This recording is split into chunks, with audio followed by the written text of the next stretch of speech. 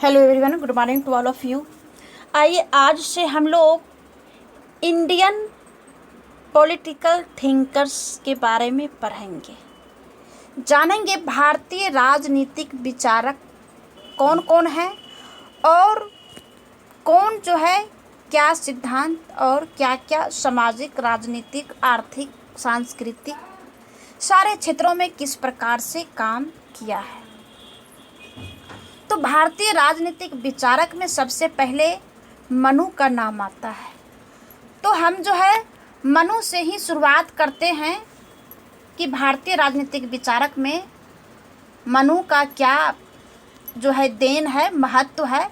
तो सबसे पहले इसके जीवन परिचय को जानेंगे और इनकी जो रचनाएं हैं उन सब के बारे में पढ़ेंगे, और फिर मनु ने जो सामाजिक व्यवस्था क्या दिया है, सामाजिक विचार इनका क्या था, और फिर राजनीतिक विचार के भी बारे में पढ़ेंगे। क्योंकि जो यूजी का जो एग्ज़ाम होता है ग्रेजुएशन का या फिर जो यूनिवर्सिटी लेवल का जो एग्ज़ाम होता है, उन सब में मनु के ज़्यादातर जो है, जैसा कि हमने देखा है कि सामाजिक विचार और राजनीतिक विचार के ऊपर ही क्वेश्चन आता है, और फिर इसके जो है महत्व और इनका जो है क्या योगदान रहा है, इन सब के बारे में पूछा जाता है। तो इस वीडियो में हम इन सारी बातों को जानेंगे। तो आइए हम सबसे पहले मनु के जीवन परिचय के बारे में जानते हैं। मनु द्वारा रचित ग्रंथ मनु स्मृति एक प्रसिद्ध ग्रंथ है। इसे मनु संहिता या मानव धर्मशास्त्र के नामों से जाना जाता है। मनु द्वारा यह ग्रंथ जो है प्राचीन सामाजिक तथा राजनीतिक व्यवस्था का आधारभूत ग्रंथ है। इस ग्रंथ में समाज और सामाजिक और राजनीतिक व्यवस्था किस तरह से होना चाहिए इसके बारे में बताता है। वेदों के बाद भारत के उपलब्ध साहित्य में मनु स्मृति का बहुत ही महत्वपूर्ण स्थान है। मनु ने इस ग्रंथ की रचना जो है लगभग 300 ईसा पूर्व से 200 ईसा पूर्व तक माना जाता है, क्योंकि इस संबंध में कोई पौराणिक, कोई पूर्ण जो है, कोई एग्जैक्टली जो है कोई समय हम नहीं कर सकते हैं। ठीक है। तो मनु के इस ग्रंथ में तत्कालीन समाज, धर्म और राजनीतिक व्यवस्था का उल्लेख मिलता है। इसमें सदाचार, धर्म उपदेश और वर्ण व्यवस्था पद्धति का विस्तृत वर्णन मिलता है, और तत्कालीन समाज पर मनु स्मृति का काफ़ी गहरा प्रभाव पड़ा है।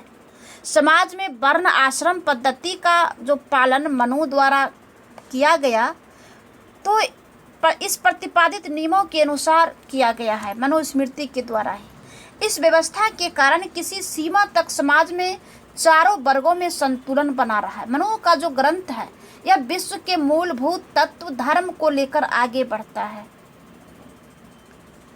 वस्तुतः मनु ने धर्म, समाज और राज्य में एक रूपता स्थापित करने के लिए अनेक सिद्धांतों की रचना किया था। अब मनु के जो जीवन काल है, इस जीवन काल में जो विषय में, जीवन काल के विषय में कुछ ऐतिहासिक प्रमाण जो है अच्छे तरीका से नहीं मिलता है, इसका अभाव पाया जाता है। इसलिए मनु के जीवन काल को जानने के लिए प्रतीकात्मक तथ्यों का अधिक सहारा लिया गया है। जहाँ जहाँ इसका प्रतीक चिन्ह मिला है, तो उस चिन्ह के आधार पर ही हम मनु के बारे में कुछ जान पाते हैं। कोई इसका प्रमाण नहीं है। जिनके नाम के साथ धार्मिक दृष्टि से प्रमाणित सामग्री जुड़ती चली गई। अब प्रश्न यह है कि मनु स्मृति को उन्होंने स्वयं लिखा है या प्राचीन भारतीय मनीषियों के चिंतन का संग्रहण मात्र है, जिसे मनु के साथ जोड़कर प्रामाणिकता का आवरण पहनाया गया है।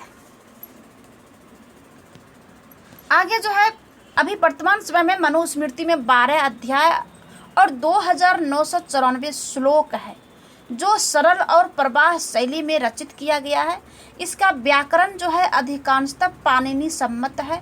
भाषा एवं सिद्धांतों की दृष्टि से मनु स्मृति जो है कौटिल्य के अर्थशास्त्र में बहुत समानता है, यानी दोनों का जो है रचनाएं जो है, इनका जो मनु स्मृति और जो कौटिल्य का अर्थशास्त्र है, तो जो कौटिल्य का अर्थशास्त्र है, जिन बातों को उसमें दिया गया है सामाजिक राजनीतिक के बारे में, तो वही जो है मनुस्मृति के बारे में जो है कहा जाता है।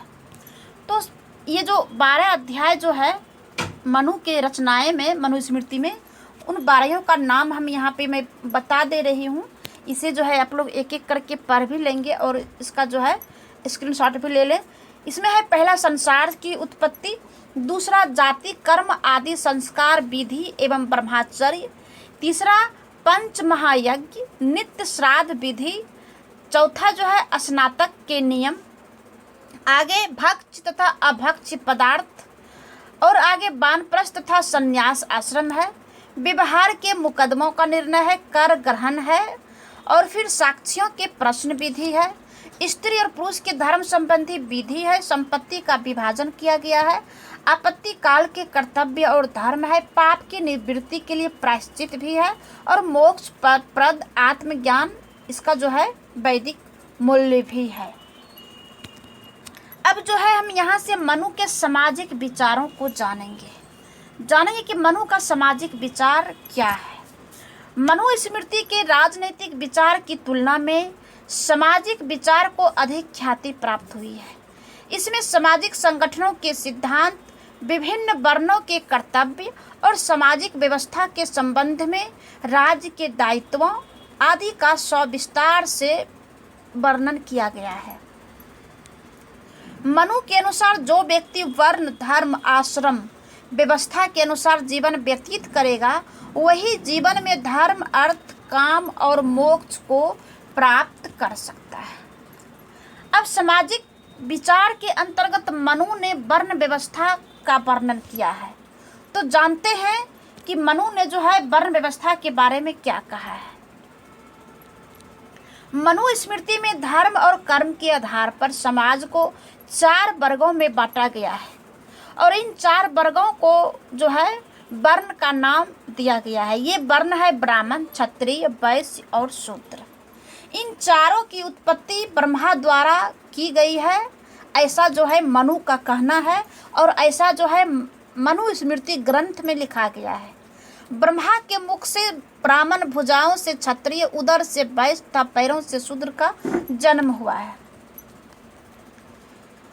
यहाँ साथियों मैं और आप जो मनु के बारे में हमें जानकारी लेना है, यहाँ पे किसी वर्ण या किसी जाति विशेष के बारे में हमको ध्यान नहीं देना है। कहाँ क्या हो रहा है, अभी समय बदल गया है, इन सारी बातों को जो है इसका जो है कोई प्रासंगिकता अभी के समय में नहीं रह गया है, क्योंकि अब शिक्षित समाज हुआ है।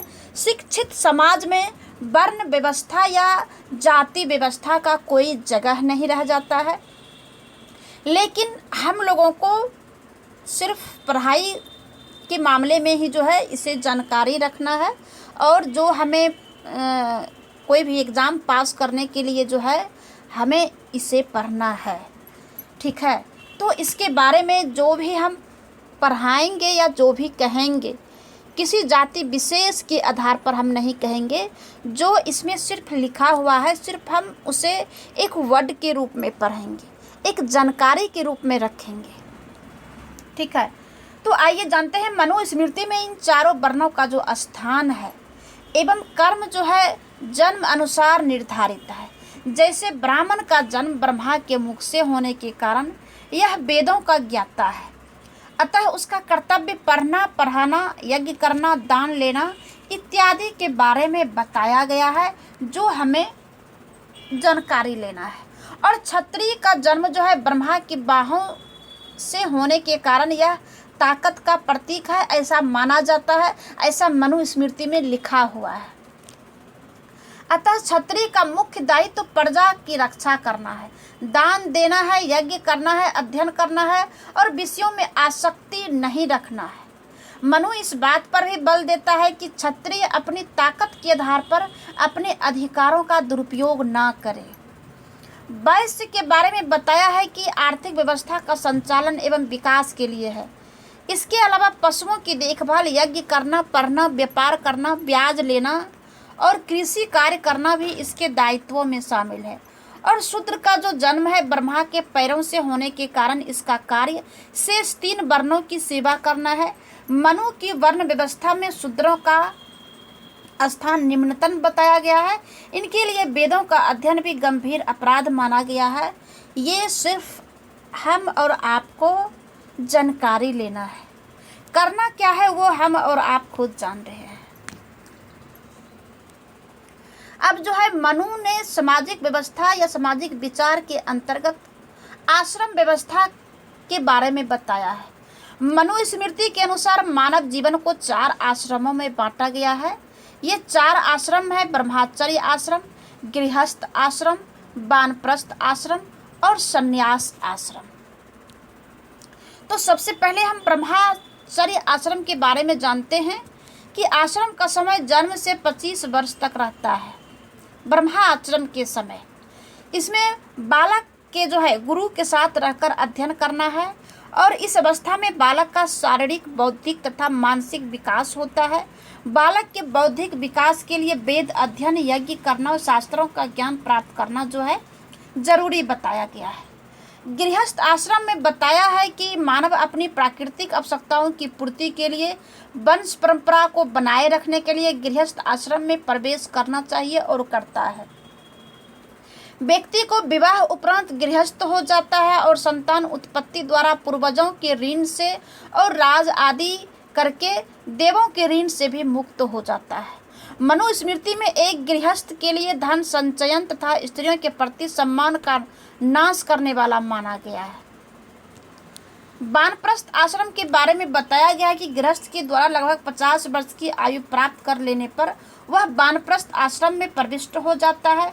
मनु ने बताया है कि इस आश्रम में व्यक्ति का कार्य क्षेत्र परिवार न होकर संपूर्ण समाज हो जाता है और होना चाहिए। आगे संन्यास आश्रम बताया है। मनु स्मृति में मानव जीवन के अंतिम चतुर्थांश को संन्यास आश्रम स्वीकार किया है। इनका मानना है कि संन्यास आश्रम में प्रवेश से पूर्व व्यक्ति को देव ऋण, ऋषि ऋण और पितृ ऋण से मुक्त हो जाना चाहिए। मतलब पूजा पाठ और जो ऋषि ऋण है और फिर जो पिता है, पिता के कर्तव्यों का पालन, सेवा भक्ति करके जो है मुक्त हो जाना चाहिए। उसके बाद जो है संन्यास आश्रम में आ जाना चाहिए। ये जो है ऐसा जो है मनु का कहना है। अब सामाजिक विचार में सब जो है विचार के अंतर्गत स्त्रियों के बारे में जो है मनु का विचार क्या कहता है। मनु ने किसी भी स्त्री को घर में कोई कार्य स्वाधीन होकर नहीं करना चाहिए। उसे बाल्यकाल में पिता, युवा अवस्था में पति और वृद्धा अवस्था में पुत्र के नियंत्रण और संरक्षण में रहना चाहिए। ईश्वर ने ही जो है स्त्रियों की प्रवृत्ति में कुछ ऐसे दुर्गुणों का सृजन किया है, सृजन कर दिया है कि उन्हें स्वतंत्र छोड़ दिया गया तो वे बेभिचारी जैसे दोषों में लिप्त हो जाएगी। अतः इसे जो है अत्यंत ध्यानपूर्वक नियंत्रण में रखना चाहिए। तो इस बारे में जो है हमें सिर्फ पढ़ना है, करना क्या है ये हम लोग खुद तय करते हैं। अब जो है आइए जानते हैं मनु के राजनीतिक विचार को। मनु का क्या है राजनीतिक विचार, राजनीति के बारे में मनु ने क्या कहा है, इसके बारे में हम एक एक करके पढ़ेंगे। क्योंकि कोई भी क्वेश्चन में अगर सामाजिक विचार आता है तो राजनीतिक नहीं आएगा, और फिर राजनीतिक विचार आएगा तो सामाजिक नहीं आएगा। तो एक जो है हम अभी सामाजिक विचार को पढ़े, अब जो है दूसरा राजनीतिक विचार के बारे में पढ़ते हैं। इसके बारे में मनु ने प्रमुख विचारों का उल्लेख किया है राजनीति के बारे में, जिसमें पहला है राज्य की उत्पत्ति का दैवीय सिद्धांत। मनु ने अपने राजनीतिक विचारों में न राज्य की उत्पत्ति के बारे में दैवीय सिद्धांत का समर्थन नहीं किया है। उनका मानना है कि राज्य की उत्पत्ति समाज में सुशासन तथा व्यवस्था रखने के लिए हुई है। जिस समय कोई राजा नहीं था उस समय चारों ओर भय और आतंक का साम्राज्य व्याप्त था। शक्तिशाली निर्बल लोगों के ऊपर अधिकारों को हड़प लेते थे। कमजोर, भयभीत एवं संत्रस्त थे, उसका कोई रक्षक नहीं था। समाज में कोई व्यवस्था और नियम नहीं था, और इस अराजक व्यवस्था का अंत करने के लिए जो है संसार की रक्षा के लिए भगवान ने राजा की रचना किया था। और राजा के बारे में भी जो है मनु का कहना है कि राजा का जो है सम्मान करना चाहिए, चाहे वो राजा बालक ही क्यों नहीं हो। तो राजा की उत्पत्ति के बारे में बताया है कि मनु ने कि भगवान द्वारा राजा की उत्पत्ति हुआ है। और इस पद्धति का उल्लेख मिलता है कि भगवान ने इंद्र, वायु, यम, सूर्य, अग्नि, वरुण, चंद्र और कुबेर नामक 8 देवताओं का जो है सारभूत गुणों को मिलाकर एक राजा का सृजन किया है। इसलिए देवताओं के विशिष्ट तत्वों से निर्माण का अभिप्राय है कि उसमें शासन करने के लिए इन विशिष्ट देवताओं के गुण होना चाहिए, यानी राजा के बारे में जो है बताता है। दूसरा बताया है कि राजा जो है राज्य के 7 अंग, जैसा कि कौटिल्य ने भी बताया है। और कौटिल्य ने जो भी राज्य के 7 अंग जिसे कि सप्तांग सिद्धांत कहा है, वही बात यहाँ पे मनु ने भी कहा है। मनु ने राज्य का सप्तांग सिद्धांत अर्थात राज्य एक सावयव है जिसका 7 अंग है, यानी कि राज्य एक जीवित प्राणी है जिसका कि 7 अंग है। मनुस्मृति के अनुसार स्वामी, मंत्री, राष्ट्रकोष, दुर्ग, दंड और मित्र ये राज्य का 7 अंग है। और यही 7 अंग जो है कौटिल्य ने भी बताया है, जिसे कि सप्तांग सिद्धांत से प्रसिद्ध है। और कौटिल्य के इसे जो है डिटेल से जानकारी रखने के लिए ये जो 7 अंग है, स्वामी और मंत्री को कौटिल्य ने अमात्य भी कहा है और मंत्री भी कहा है, राष्ट्रकोष, दंड, दुर्ग, इन सब के बारे में जो है आपको कौटिल्य के सप्तांग सिद्धांत के बारे में जो है मेरे चैनल पर जाकर के इसे पढ़ लेंगे और इसे जो है डिटेल से समझ सकेंगे। तो यही बात मनु ने राज्य के 7 अंग के बारे में बताया है। आगे जो है मनु जो है आदर्श राजा की विशेषता को भी बताया है। राजा का मुख्य कार्य प्रजा की रक्षा करना, कल्याण करना, अतः इन कार्यों को भली भांति संपादन करने के लिए राजा में कुछ गुणों का होना आवश्यक है। राजा को विद्वान होना चाहिए, जितेंद्रिय होना चाहिए, यानी कि इंद्रियों को जीतना चाहिए। कोई भी इंद्रिय जितना भी है, आँख, कान, नाक, जितने भी प्रकार का इंद्रिय है, इन सब पर कंट्रोल रखना चाहिए, न्यायी होना चाहिए और लोकप्रिय होना चाहिए। ऐसा जो है मनु का मानना है कि राजा को ऐसा होना चाहिए। आगे जो है मंत्री परिषद है। मनु का कहना है कि अकेला मनुष्य सुगम कार्य करने में सक्षम नहीं हो सकता है, इसलिए राजा सहायता के बिना जो है राज्य का कोई भी कार्य अकेले नहीं कर सकता है। इसलिए राजा को शासन में सलाह और मंत्रणा देने के लिए या लेने के लिए मंत्रियों की एक परिषद बनानी चाहिए। मंत्रियों की संख्या के संबंध में मनु का विचार है कि आवश्यकता अनुसार निश्चित की जानी चाहिए और सामान्यतः 7 या 8 व्यक्ति इस कार्य के लिए उपयुक्त है। और इस 7-8 मंत्रियों को ऐसा होना चाहिए जो कुलीन है, शास्त्र का ज्ञाता हो, सूरवीर हो, शस्त्र चलाने में निपुण हो और प्रशिक्षित व्यक्तियों को ही मंत्री पद पर रखना चाहिए ताकि विभागों के बारे में जो है उसे संपूर्ण विचार हो। और इसी के जो है मनु ने मंत्री परिषद का नाम दिया है। आगे जो है बताया है कि राज्य का कार्य क्या है। मनु ने कहा है कि आंतरिक शांति स्थापित करना, बाहरी आक्रमण से देश की रक्षा करना और नागरिकों के पारस्परिक विवादों का निर्णय करना राज्य के सबसे अधिक महत्वपूर्ण कार्य है। जैसा कि वर्तमान समय में एक संप्रभु राष्ट्र को कैसा होना चाहिए, क्या करना चाहिए, संप्रभु राष्ट्र के अंतर्गत जो है वर्तमान समय में आंतरिक और बाहरी आक्रमणों से बचाना चाहिए। बाहरी रूप से जो है स्वतंत्र होना चाहिए, किसी भी राष्ट्र के दबाव में नहीं होना चाहिए, नियंत्रण में नहीं होना चाहिए। और आंतरिक रूप से वह भी जो है शांति स्थापित करने के लिए होना चाहिए। और फिर इसके अतिरिक्त जो है शिक्षा की व्यवस्था, ब्राह्मण को दान देना, अपराधियों को दंड देना, इन सारी बातों को बारे में जो है मनु ने बताया है। आगे है प्रशासनिक व्यवस्था। मनु ने आदर्श प्रशासनिक व्यवस्था का भी वर्णन किया है। इनके अनुसार प्रशासन को सुचारू रूप से चलाने के लिए ग्राम और नगर को विभाजन कर देना चाहिए, यानी कि इसे जो है विभक्त कर देना चाहिए, यानी अलग कर देना चाहिए। जैसा कि अभी केंद्र है, राज्य है और कुछ दिनों से जो है पंचायती राज जो हुआ है, इसी प्रकार से मनु का भी कहना था। तो राजा को 2, 3, 4 और 100 गांव के मध्य अपना राज्य स्थापित करना चाहिए।